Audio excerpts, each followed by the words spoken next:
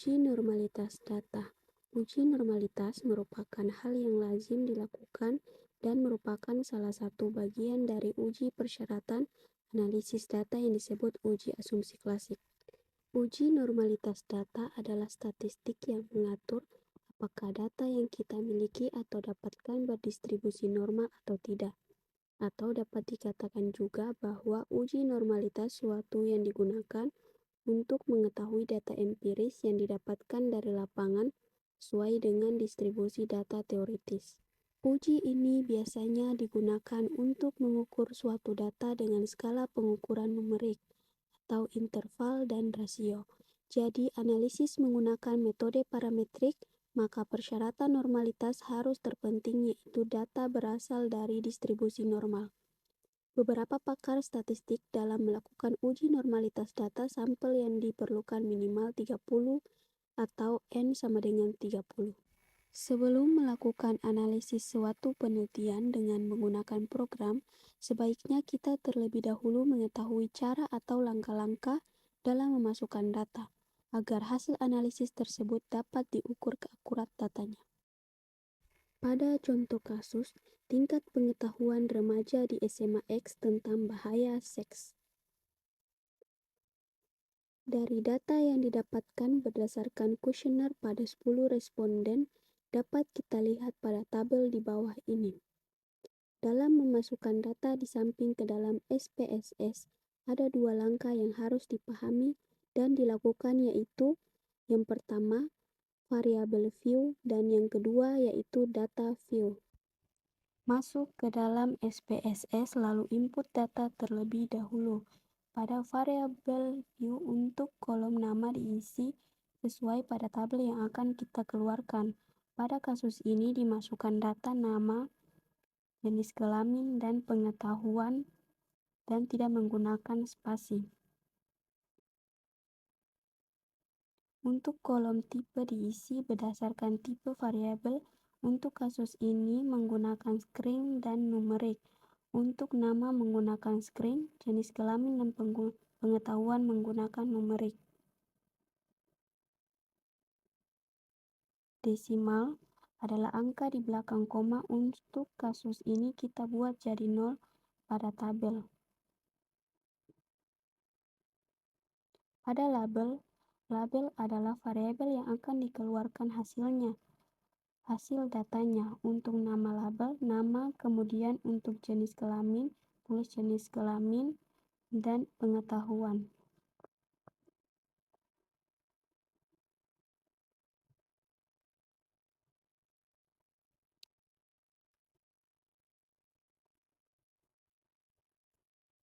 Pada value adalah pengkategorian label yang akan dikeluarkan pada variabel. Dalam kasus ini untuk nama dikosongkan, sedangkan untuk jenis kelamin pada kolom value diisi satu label perempuan, kemudian klik it dan oke. Kemudian pada laki-laki klik it dan oke. Diisi 2. Kemudian pada pengetahuan value 1 tabel baik, kemudian klik it, kemudian tabel 2 label sedang, klik it, value 3 label kurang, klik it,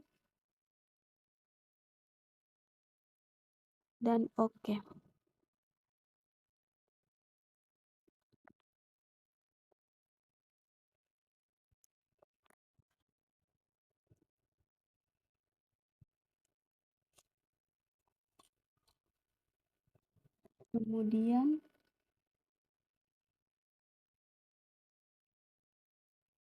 Kemudian klik data view dan mulai masukkan data hasil. Untuk nama diisi berdasarkan nama responden,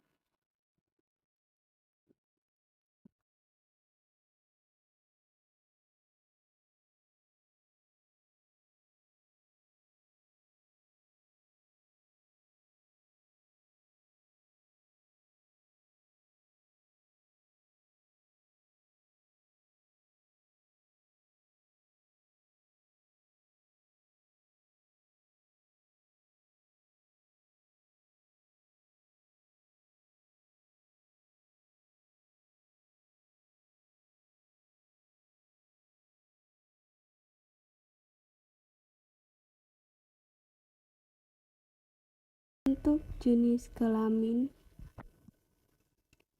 perempuan diisi angka 1 dan laki-laki diisi angka 2.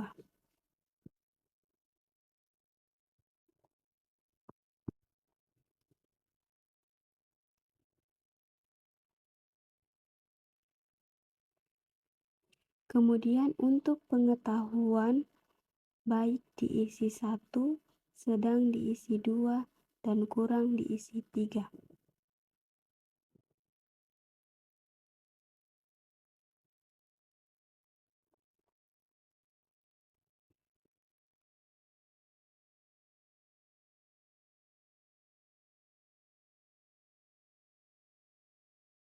Yang kedua, normalitas data. Pada dasarnya, normalitas suatu data dapat diketahui atau dideteksi dengan melihat sebaran data atau titik pada sumbu diagonal pada grafik histogram dan residualnya. Dua metode uji normalitas data. Metode deskriptif. Ini biasanya digunakan dalam uji normalitas dengan menghitung dari nilai koefisien varians, rasio skewness, rasio kurtosis, histogram, dan plot. Metode analitik. Metode ini untuk melihat normalitas suatu data dengan menggunakan uji Kolmogorov-Smirnov jika sampel lebih dari 50, uji Shapiro jika sampel kurang dari 50. Metode untuk mengetahui sebaran data normal atau tidak bisa dilihat pada tabel berikut. Dalam beberapa hal kasus, hasil kedua tersebut sering tidak sama, tetapi metode analitik lebih sensitif dan lebih objektif dibandingkan dengan uji deskriptif.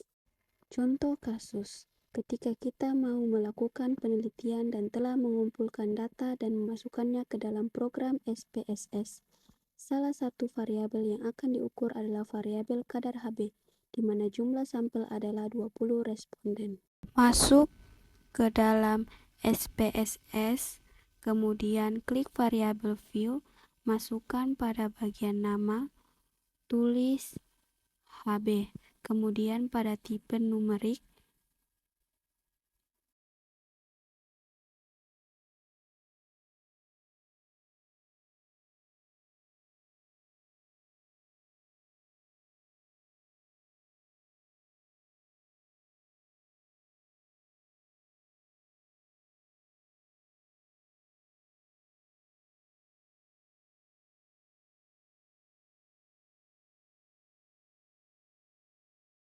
pada label diisi kadar Hb.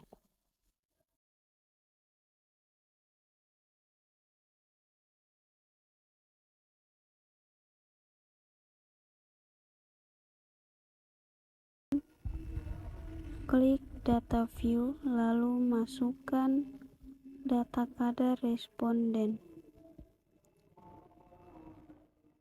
Langkah selanjutnya, klik analis. Kemudian klik deskriptif statis. Klik explore. Kemudian klik kadar Hb. Klik arah panah ke arah dependent list. Kemudian klik plots, beri tanda checklist pada kotak histogram dan normalitik plots, kemudian klik OK.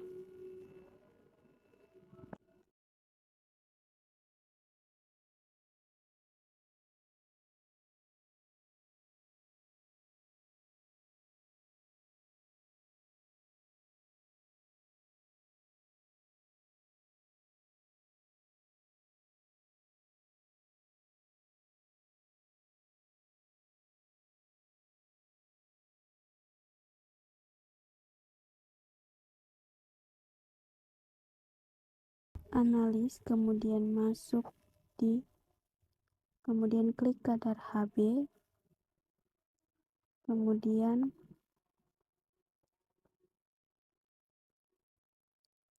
klik arah panah, klik plots, kemudian diklik histogram, kemudian continue dan OK.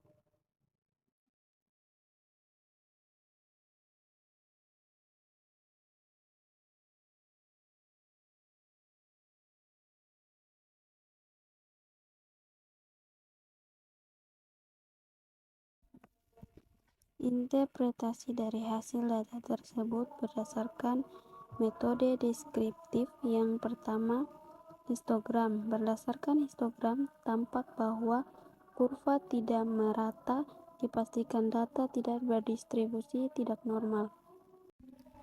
Selanjutnya, normal Kiki plots.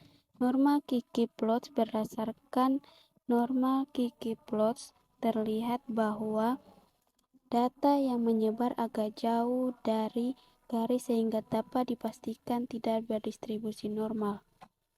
Yang ketiga yaitu determinant normal Kiki plots. Berdasarkan normal Kiki plots, terlihat bahwa semua data terlihat dari garis. Dapat dipastikan bahwa yang ketiga, transformasi data dari tidak normal menjadi normal. Transformasi data ini adalah mengubah distribusi data yang awalnya berdistribusi tidak normal menjadi distribusi normal. Hal ini bertujuan untuk memenuhi syarat asumsi analisis. Cara dalam menangani data yang tidak normal. Yang pertama, mengurangi jumlah data atau mengurangi data ekstrim. Yang kedua, melakukan transformasi data. Yang ketiga, mengganti jenis metode atau deskriptif atau analitik. Contoh kasus, hasil data dari 50 responden uji metode analitik didapatkan data berdistribusi tidak normal. Dalam kasus ini kita akan membuat data tersebut menjadi normal. Dalam kasus ini kita dapat membuat data tersebut menjadi normal. Langkah pertama, klik transport, klik komputer variabel, lalu pada target variabel kita ketik trans umur.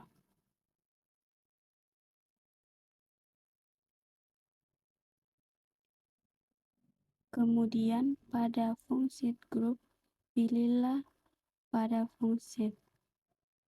Kita pilih LG dan pada kolom numerik extension ketik LG dan